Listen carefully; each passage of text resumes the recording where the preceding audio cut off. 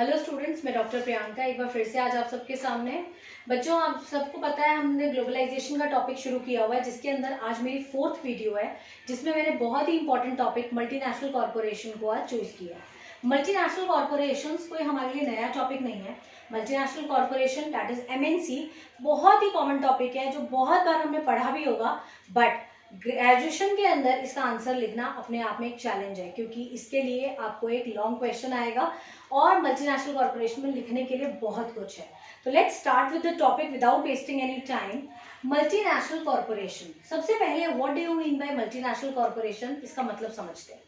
Multinational corporation that is MNC हर उस organisation को कहा जा सकता है, इंटरनेशनल ऑर्गेनाइजेशन को कहा जा सकता है, जो गुड्स एंड सर्विसेज प्रोड्यूस करती हैं अपनी होम कंट्री के अलावा दूसरी कोई भी एक या एक से ज्यादा कंट्री के ऊपर वो अपनी ब्रांच को एक्सटेंड कर चुकी है। That means on the other hand we can say that multinational corporation are those corporate organisation that owns or controls production of goods and services in at least one country other than home country. home country हो गई उसकी खुद की country, और one at least one other country, मतलब home country के अलावा किसी भी एक या एक से ज्यादा कंट्री पे भी हो सकता है उनकी ब्रांच हो, उसको हम कहते हैं multinational corporation.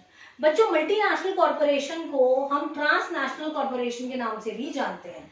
Transnational corporation and multinational corporation is one and the same thing. There is a slight difference, but there is no need to discuss about that, क्योंकि आपके सिलेबस में MNC एंड TNC सेम चीज दी हुई है। और साथ ही साथ MNC को हम MNE या TNE के नाम से भी जानते हैं, दैट इज मल्टीनेशनल एंटरप्राइजेस और ट्रांसनेशनल एंटरप्राइजेस। तो अगर आपको कल को मल्टीनेशनल कॉर्पोरेशन की जगह मल्टीनेशनल एंटरप्राइज आ जाए या ट्रांसनेशनल एंटरप्राइज आ जाए, तो नो नीड टू पैनिक। आप उसमें यही लिखेंगे कि मल्टीनेशनल कॉर्पोरेशन वो कॉर्पोरेट ऑर्गेनाइजेशंस होती हैं जिनका जो गुड्स एंड सर्विसेज का जो प्रोडक्शन है वो एक और एक्स्ट्रा कंट्री में होता है। तो मल्टीनेशनल कॉर्पोरेशन हमें समझ में आ गया क्या होता है। अब हम बात करते हैं इसके फीचर्स की। What are the features of multinational corporation? They can ask features, they can ask nature, they can ask characteristic. Feature, nature, characteristic तीनों एक ही चीज होती है। तो मल्टीनेशनल कॉर्पोरेशन की पहचान कैसे कर सकते हैं, या फीचर क्या होते हैं, या नेचर या कैरेक्टरिस्टिक्स क्या होते हैं, उसके बारे में बात करते हैं।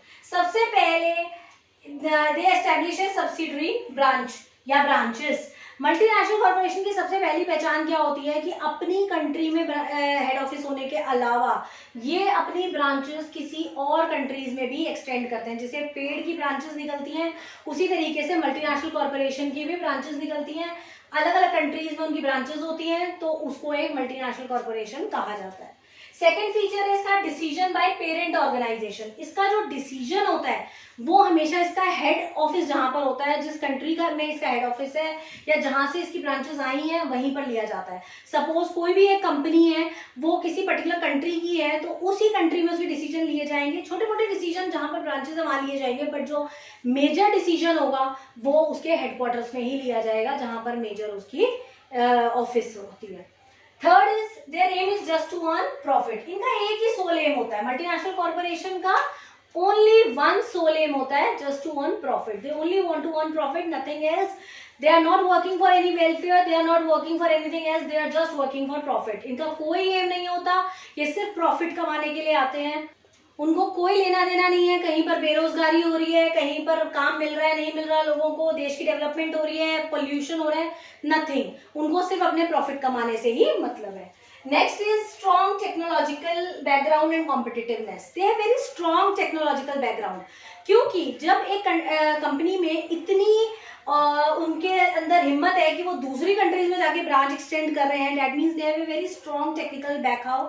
तो उनके पास स्ट्रॉन्ग टेक्नोलॉजिकल पॉइंट होने की वजह से वो कॉम्पिटिटिव नेचर के हो जाते हैं, और वो दूसरी कंट्रीज के साथ भी बहुत अच्छा कॉम्पिटिटिव टक्कर दे सकते हैं उनको, और कहीं किसी हद तक वो उनको दबा भी देते हैं। तो इनका टेक्नोलॉजिकल बैकग्राउंड बहुत ज़्यादा स्ट्रॉन्ग होता है।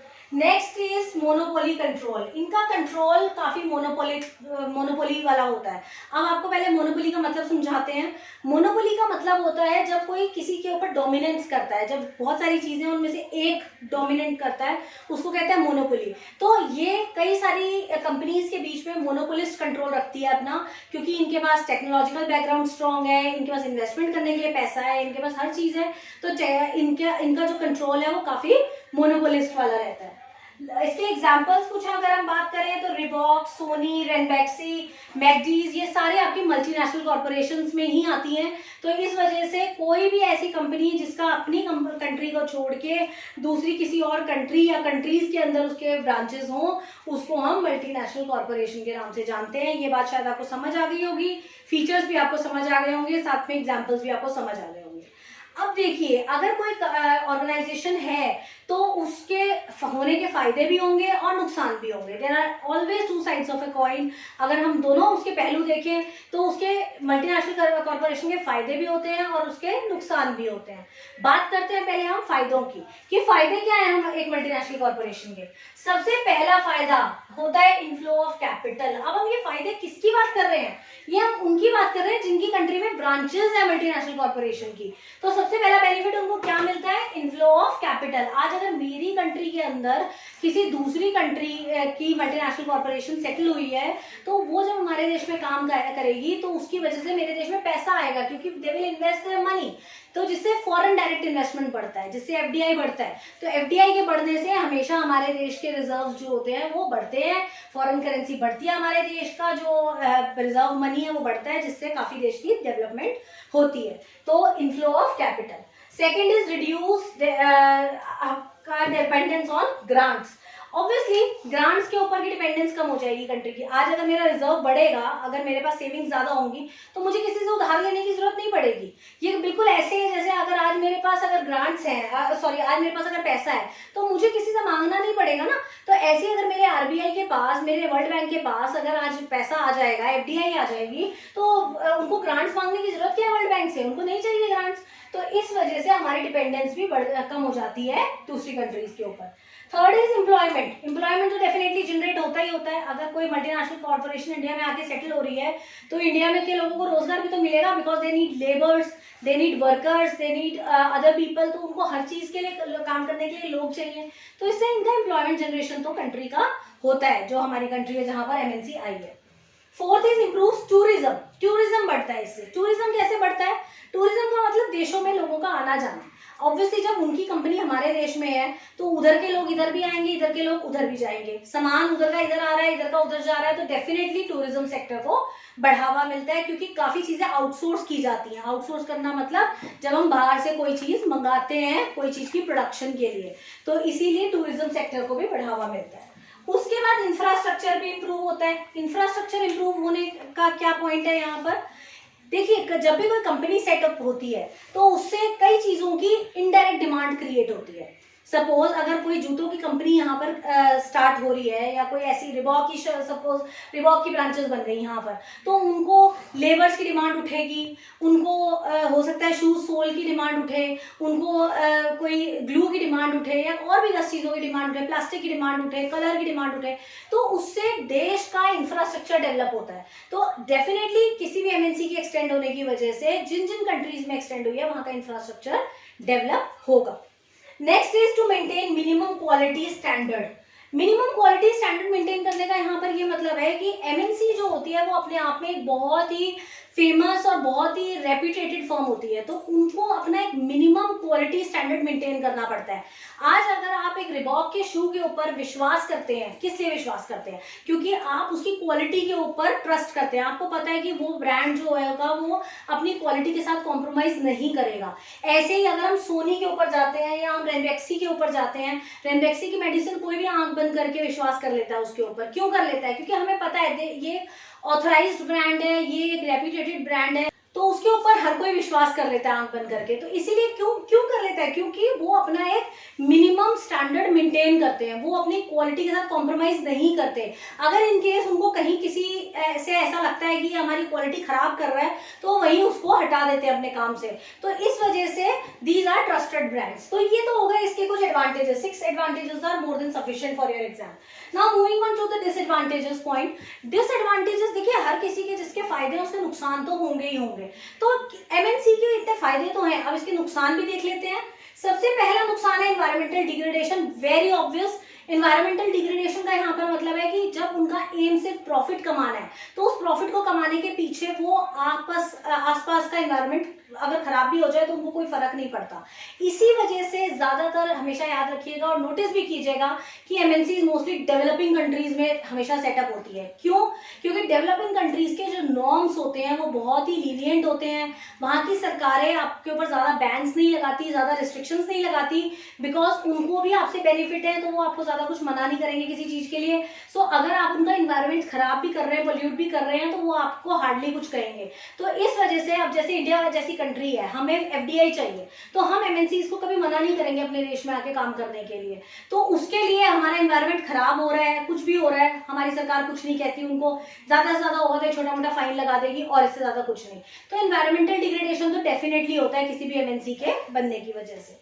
Second is they suppress small producers. Obviously जब इतनी बड़ी बड़ी कंपनियां खुलेंगी तो छोटे प्रोड्यूसर्स का सामान कौन खरीदेगा? सबको फिर जिनके पास पैसा है वो तो बड़े प्रोड्यूसर का ही सामान खरीदेंगे ना। If you can afford Reebok then why will you take local shoes? तो वही वाली बात आ गई कि स्मॉल प्रोड्यूसर की डिमांड कम हो जाती है जिससे उनका एक्सप्लॉयटेशन हो जाता है। Third is the import skilled labour. देखिए अनएम्प्लॉयमेंट तो डेफिनेटली फैलती है, हमने यहाँ एडवांटेजेस के पॉइंट में बोला एम्प्लॉयमेंट, बट कहीं ना कहीं वो अनएम्प्लॉयमेंट फैलाने में भी हेल्प करते हैं। क्यों?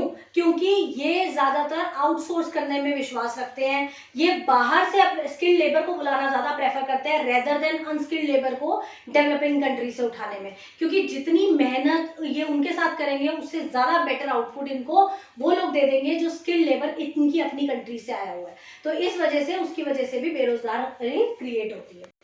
Now fourth point is culture erosion. Culture erosion क्या होता है? देखिए कहीं ना कहीं तो ये बात आप भी मानते हैं और मैं तो मानती ही हूँ कि जब भी बाहर से लोग हमारे देश में आए हैं तब तक हमारे इंडिया का कल्चर खराब हुआ ही हुआ है। मैं इसके खिलाफ नहीं हूँ कि बाहर से लोगों को नहीं आना चाहिए, बट जब कोई बाहर से आता है तो वो अपने देश का कल्चर हमारे देश में लेकर आता है, और उनके आने की वजह से उनका देश का कल्चर जब हमारे देश के कल्चर के साथ मिक्स होता है तो उससे कल्चर खराब होगा ही होगा। चाहे वो आपके ड्रेस पैटर्न पे हो, चाहे वो आपकी ईटिंग हैबिट्स पर हो, या फिर आपके काम करने के पैटर्न पे हो, या किसी भी और XYZ फैक्टर पे हो, बट कल्चर डेफिनेटली इरोड होगा। क्योंकि जब दो कल्चर्स आपस में मिक्स होते हैं तो उसमें से जो बाहर का इम्पैक्ट है वो इंडिया के ऊपर पड़ेगा। इसका एक बहुत छोटा सा एग्जांपल दूंगी आपको। पहले इंडिया में नॉन वेजिटेरियन जो खाना था वो बहुत कम चलता था, और नॉन वेजिटेरियन की भी एक लिमिट होती थी। बट अब जिस तरीके से हम लोग बाहर आते जाते हैं और बहुत बाहर के कंट्रीज के लोग यहाँ आने लगे हैं, तब से ऐसी ऐसी चीज हम नॉन वेजिटेरियंस खाने लगे हैं जिन चीजों को हमें नहीं खाना चाहिए या जो हमारे कल्चर में बिल्कुल नहीं है खाने लायक। तो उन चीजों से हमारा कल्चर खराब हो रहा है। साथ ही साथ अगर आप हमारी जो ड्रेसिंग हैबिट्स है, जैसे कि हम लोग के इंडिया का जो कल्चर है पहनने ओढ़ने का वो बिल्कुल अलग है, बट अगर हम वेस्टर्न आउटलुक देखें तो उनका पहनावा अब इंडिया में काफी ज्यादा डोमिनेटिंग है। तो इस वजह से हम कह सकते हैं कि कहीं ना कहीं कल्चर के ऊपर भी इम्पैक्ट पड़ता है। जबकि इंडिया का कल्चर बहुत फेमस है पूरी दुनिया में, बट वो अब धीरे धीरे इरोड हो रहा है। तो कल्चर इरोजन भी इसका एक बहुत बड़ा डिसएडवांटेज गिना जाता है। Next is the exploit labour. It is same point as import of skilled labour या स्मॉल प्रोड्यूसर वाला, तो I don't want to repeat this point. मैं सिर्फ इतना कहूंगी, लेबर्स को एक्सप्लॉइट करते हैं, बैड एंड पुअर कंडीशन पे इनसे काम कराते हैं, क्योंकि किसी भी एमएनसी में एक लेबर के लिए काम करना एक बहुत बड़ी बात होती है। और जब छोटे प्रोड्यूसर्स खराब हो गए तो बड़े प्रोड्यूसर्स के पास तो इनको जाना ही पड़ेगा, और जिस रेट पे वो काम करवाएंगे उस रेट पे करना भी पड़ेगा, जिस कंडीशन पे काम करवाएंगे उस कंडीशन पे काम करना पड़ेगा। तो इसलिए लेबर्स को एक्सप्लॉइट वो बहुत ज्यादा करते हैं। And last but not the least is they create monopolies. इनकी मोनोपोली बनती चली जाती है, क्योंकि या तो ये मर्ज कर लेते हैं दूसरे प्रोड्यूसर्स को या उनको टेक ओवर कर लेते हैं, जिसकी वजह से इंडियन प्रोड्यूसर साथ धीरे धीरे लालच में आके इनके साथ मिल जाते हैं और उनकी अपनी पहचान खत्म हो जाती है और वो इन्हीं के साथ मर्जिंग कर लेते हैं कुछ पैसों के लालच में। इनको कॉम्पीट करने की उनकी हिम्मत नहीं होती और साथ ही साथ उनको प्रॉफिट भी चाहिए होता है, इसीलिए उनके पास कोई ऑप्शन लेफ्ट नहीं होता, तो उनकी मोनोपोली क्रिएट हो जाती है। तो इसकी वजह से इन्होंने काफ़ी ज़्यादा डोमिनेंस कर लिया है दूसरी कंट्रीज़ में, और जो डेवलपिंग कंट्रीज है वो पैसों के चक्कर में इनके साथ मर्जिंग कर लेती है। तो मल्टीनेशनल कॉरपोरेशंस मेरे हिसाब से काफ़ी अच्छे से आपको समझ आ गया होगा कि मल्टीनेशनल कॉरपोरेशंस होते क्या हैं, उनको ट्रांसनेशनल कॉरपोरेशंस या मल्टीनेशनल एंटरप्राइजेस या ट्रांसनेशनल एंटरप्राइजेस के नाम से जानते हैं, उसके फीचर्स, उसके एडवांटेज, उसके डिसएडवांटेज। और एक बात, हमारे देश की सबसे पहली और सबसे पुरानी मल्टीनेशनल कॉरपोरेशन थी ईस्ट इंडिया कंपनी, जिसने इंडिया के ऊपर 197 ईयर्स तक रूल किया। जो अंग्रेजों की कंपनी थी उनका हेडक्वार्टर था ब्रिटेन में, जो उनकी पेरेंट ऑर्गेनाइजेशन थी, और उसने ब्रांचेस कई सारी कंट्रीज में फैलाई, जिसकी वजह से उन्होंने इंडिया को काफ़ी सालों तक डोमिनेट भी किया और बाद में हमने उससे आज़ादी पाई। आए तो खैर वो ट्रेड करने ही थे, खैर बाद में हमारी बेवकूफ़ियों की वजह से ही हमारे ऊपर उन्होंने राज किया, आए तो उनका ऑब्जेक्टिव तो सिर्फ ट्रेड करना ही था। तो बेसिकली आज का जो हमारा टॉपिक था वो था मल्टीनेशनल कॉर्पोरेशंस, जो कि काफ़ी इंपॉर्टेंट टॉपिक है। इसके साथ कोरिलेशन में छोटे छोटे क्वेश्चंस और भी है, जैसे इंट्रा ट्रेड, इंटर ट्रेड, वो सब मैं अगले वीडियो में डिस्कस करूंगी, क्योंकि आज अपने आप में ये टॉपिक बहुत बड़ा है और आपको इसको समझने में भी टाइम लगेगा। और आप प्लीज़ इसके अपने नोट्स बनाना शुरू कीजिए, अगर मेरे पास अवेलेबल होंगे तो मैं आप लोगों को डेफिनेटली भेज दूंगी। Thank you so much, just keep subscribing my channel and keep liking my videos. Thank you.